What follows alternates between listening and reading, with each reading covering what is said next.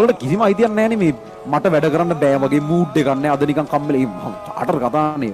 සෝත්සහයෙන් කොට කියපු එකෙක්වත් නැහැ. හොරකම් කරලා නෙවෙයි. ඕන එකෙක්ගේ ස්ටෝරියේ කොහේ හරි තැනක කොන්දේසි මොකුත් නැතුව අර මිනිහෙකුට මහන්සි වෙන බං උපරිම ලිමිට් එකට මහන්සි වෙච්ච තැනක් තියෙනවම තමයි.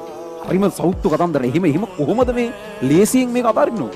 අර ආස දෙයක් කන්න බෑ. එහෙම නෑ. එහෙම සල්ලි නෑ. අනුන්ගේ ප්‍රශ්න විසඳන්න බෑ. අපේ ඔළුවේ ප්‍රශ්න තියාගෙන. කඩතුළු සහිතව වලලවන්න කියලා කියන්නේ මොකේ මිනිස්සුන් වලට හරියනකම් බලන් ඉන්න. ඕගොල්ලෝ මේ කරන්න යන්නේ ඔයාලගේ අනාගතයේ මිනිස් පැයක වටිනාකම හදාගන්න. ඒ කියන්නේ බලට ජීවත් වෙන්න ආස ලයිෆ් ස්ටයිල් එකක් ඇතිනේ. දැනට මේ වෙනකන් තියෙන්නේ අම්මා හරි තාත්තා හරි හදලා දීලා ඔයාලට දීලා තියෙන එකක්. මේක ඔයා නෙවෙයිනේ. ඒකේ ඔයා කවුරුත් නෙවෙයි. ඔයා කිසිම දෙයක් එතන කරලා නැහනේ. ඔයාට තියෙනවනේ මෙතන ඉඳන් ඉස්සරහා ඔයාගේ චැප්ටර් එක ලියන්න. ඔයාගේ මේ වෙනකන් චැප්ටර් එක ලියලා තියෙන අම්මලා තාත්තලා. අය කවුරු හරි ඔයාට සහාය දුන්න මිනිස්සු. ඔයා ඔය චැප්ටර් එක ඇතුලේ කරපු දේවල් බොහොම සීමිතයි. ඔතනින් ඉස්සරහා චැප්ටර් එකනේ ඔයාගේම චැප්ටර් එක. ඒ චැප්ටර් එකනේ මේ අපි ලියන්න යන්නේ. ඒකේ ඔයා බලාපොරොත්තු වෙන ලයිෆ් ස්ටයිල් එකක් ඇතිනේ. ඒ ලයිෆ් ස්ටයිල් එකට අනුව ඒකට ඔයාට යන්න නම් ඔයා ඒ වෙනුවෙන් යම් දේවල් ටිකක් යම් තැනක කමිට් කරන්න ඕන ළමයි. හරි. අනිවාර්යෙන් එහෙම කරනවා. ඒ කියන්නේ එහෙම කිසියම් කාලයක් අසීමිත මහන්සියකින් වැඩ කරන්නේ නැතුව අසීමිත කැපවීමකින් මාර කමිට්මන්ට් එකක් දීලා වැඩ කරන්නේ නැතුව තමන් සෝත්සහයෙන් කොට කියපු එකෙක්වත් නැහැ. කිසිම මිනිස්සෙක් නැහැ හොයාගන්න. ලොතරැයියක් ඇදිච්ච එකෙක්වත් නැහැ. උන්ටත් කියලා වෙනවා කොහොමද? නිකන් හිතලා බලන්න. ඒ කියන්නේ මෙහෙම හොරකම් කරලා නෙවෙයි. හරි. අනිත් පැත්තට පවුලෙන් ඇවිල්ලා නෙවෙයි. එහෙම නෝන ෆස්ට් ජෙනරේෂන් එක. කියන්නේ වාගේ ජෙනරේෂන් එක වා තමයි මේ වගේ මට්ටමකට මුලින්ම ගියේ කියන්න පුළුවන් જાතියට ඇවිල්ලා තියෙන මිනිස්සුන්ගෙන් ඕන එකෙක්ගේ ස්ටෝරියේ කොහේ හරි තැනක කොන්දේසි මොකුත් නැතුව අර මිනිහෙකුට මහන්සි වෙන බං උපරිම ලිමිට් එකට මහන්සි වෙච්ච තැනක් තියෙනවම තමයි. තියෙනවමයි අනිවාර්යයෙන්. ඒක තමයි ඔයාලගේ මේ පටන් ගන්නෙ. මේ යන්නේ ඔයාලගේ ඒ ස්ටෝරිය මේ යන්නේ. ඒක මුලින් දෙන්න. ඒතකොට අනිත් මිනිස්සුන්ට කලින් වාට ටිකක් අර ස්ථාවර ජීවිතයකට එන්න පුළුවන් වෙයි. හරි. ඒතර මේ යන්නේ ඒක. මේ යන්නේ ඔයාගේ අනාගත ලයිෆ් ස්ටයිල් එක හදාගන්න. අනාගතේ ඔයා මොනවා කියන්නේ ආස විදිහට ඉන්න එක. අපි ඉපදිලා ඉවරයි. අපි කවදා හරි මැරෙනවා. මේ දෙක නිශ්චිතයි. ඒ අතරමැද ජීවත් වෙන එකයි අපිට කන්ට්‍රෝල් කරන්න පුළුවන් දේ. ඒ කන්ට්‍රෝල් කරන්න පුළුවන් කී ඉන්න ලයිෆ් ස්ටයිල් එක මොන වගේ එකක්ද? සමහරක් ළමයි මෙතන ඇති අර ආස දෙයක් කන්න බෑ. එහෙම නෑ. එහෙම සල්ලි නෑ. මට මාස ගානකට සල්ලි එකතු කරලා තමයි ආස දෙයි කන්නේ. ආස ඇඳුමක් අඳිනවා කියන්නේ හීන. එහෙම ළමයි ඇති මෙතන.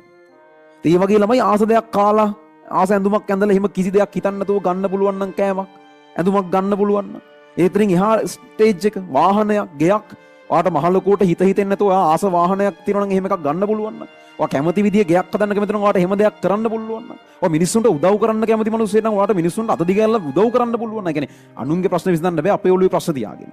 හරි ඒක තමයි එතකොට තමයි තරහා ගිහිල්ලා එන ප්‍රශ්න ඇති කරගන්න මිනිස්සුත් එක්ක ගැටෙන්න ගියට පස්සේ.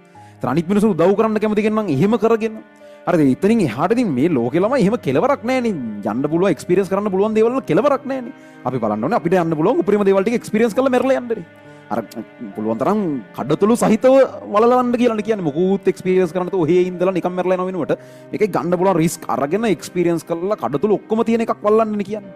ඒතර ඒකට මේ නැහෙන්නේ. හරිද? ඒ නිසා ඔයා එහෙම එකට මේ දඟලන්න. ඉතින් පළවෙනි දේ ඔයා කවුද කියන එක හදාගෙන ඔයා මෙතනින් ඉස්සරහට ජීවත් වෙන මොන වගේ ලයිෆ් ස්ටයිල් එකකද මොන වගේ දේවල් තියෙන ජීවිතයක්ද ඔයා ගත කරන්න කියන එකට ඒක තීරණාත්මක එක. අංක දෙක තමයි ඔයා මේ මට්ටමට ගෙන්න ඔයාගේ පළවෙනි චැප්ටර් එක ලියන්න දායක වෙච්ච මිනිස්සු ටික. ඒ අම්මලා තාත්තලා වෙන්න පුළුවන්.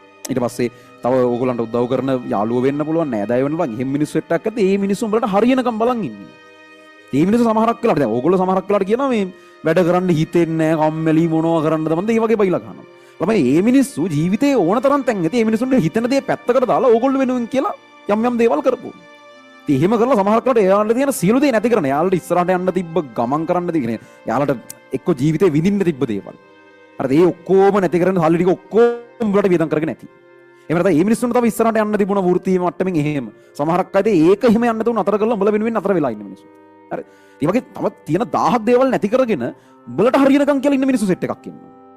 ඒ මිනිස්සු එහෙම තමන්ගේ තියෙන සියලු දේ නැති කරන ඕගොල්ලෝ වෙනුවෙන් නැහෙනකොට උඹලට කිසිම අයිතියක් නැහැ නේ මේ මට වැඩ කරන්න බෑ වගේ මූඩ් එකක් නැහැ අද නිකන් කම්මැලි චාටර් කතානේ ඒවා. හරිම සෞත්තු කතන්දර. එහෙම කොහොමද මේ ලේසියෙන් මේක අතාරින්න ඕගොල්ලෝ? මාර අවුල්නේ ඒක. එහෙම කරන්න බෑ. ඒතර දෙවෙනි පිරිස තමයි දෙන්නේ. මම ඇයි මේක කරන්න ඕනේ කියලා මතක් කරන හේතු තුනකින්. දෙවෙනි එක තමයි බලට හරියනකම් බලන් ඉන්නේ උන් ටිකක් ඉන්න උඹලා වෙනුවෙන් දිය කරපු දේවල්. ඒතර මේ මිනිස්සුන්ට අනිත් පැත්තට ඔයාලා මොකක් හරි දෙන්නේ නැද්ද කියන්නේ. තුන්වෙනි එක බලට වරදිනකම් බලන් ඉන්නේ උන්. අර වගේම හිටක් ඉන්නවා එහෙම. නැද්ද එහෙම මිනිස්සු?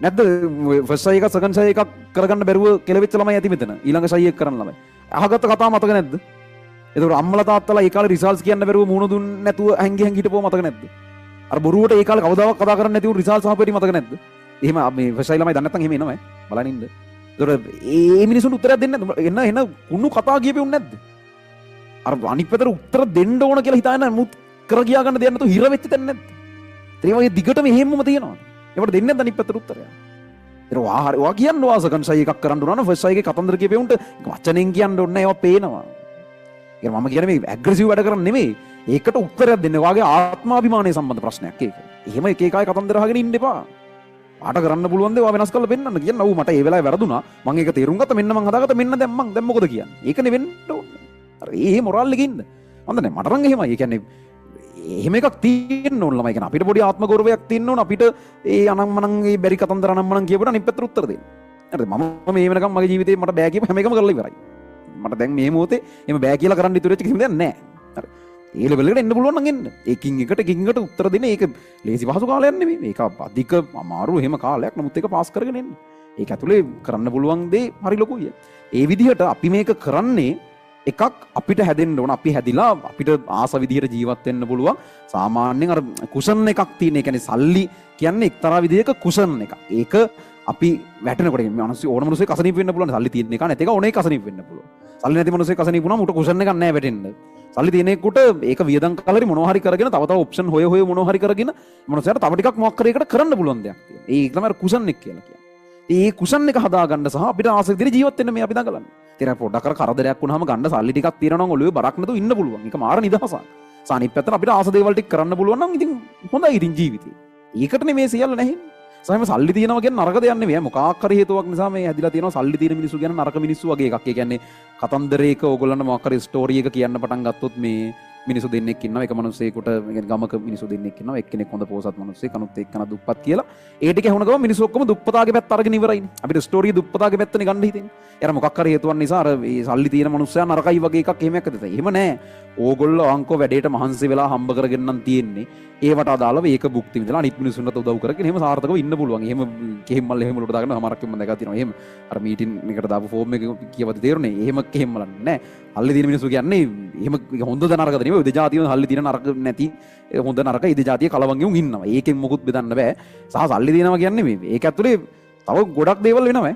ඒ කියන්නේ උදාහරණයකට ඕනේ ඒක තව පැත්තකට තව ඒක දිගට යන කතන්දරයක් ඒක පස්සේ වෙලාවක ඇදලා ගන්නම් මම වෙන වෙලාවක කොහොම හරි මේ වාගේ සමාජ ස්ථාවරත්වය හදාගෙන වාට හොඳ කම්ෆර්ටබල් ලයිෆ් එකක් හදාගන්නයි උඹලට හරියනකම් බලන් ඉන්න මිනිස්සු ටිකක් ඉන්නවා මේ මිනිස්සුන්ට මේක අනිත් පැත්තට මෙන්න ඕගොල්ලෝ මහන්සි වුණ එකට මම පාඩුවක් වෙන්න දුන්නේ නැහැ කියන මැසේජ් එක දෙන්නයි උඹලට වරදිනකම් බලන් ඉන්නේ උන් ටිකක් තියෙනවා උන්ට උත්තර දීලා කටවල් වහන්නයි හරිද ඔය කියන අවශ්‍යතාව තුනට තමයි අපි මේ වැඩේ කරන්නේ හරි හැමදාම මේ වගේ මොටිවේෂන් ලෙවල් වල සහ අධ්‍යාපනික වීඩියෝ බලන්න රාස මොටිවේෂන් YouTube channel එක subscribe කරලා තියාගන්න notification bell එකත් අත කැටි on කරන්න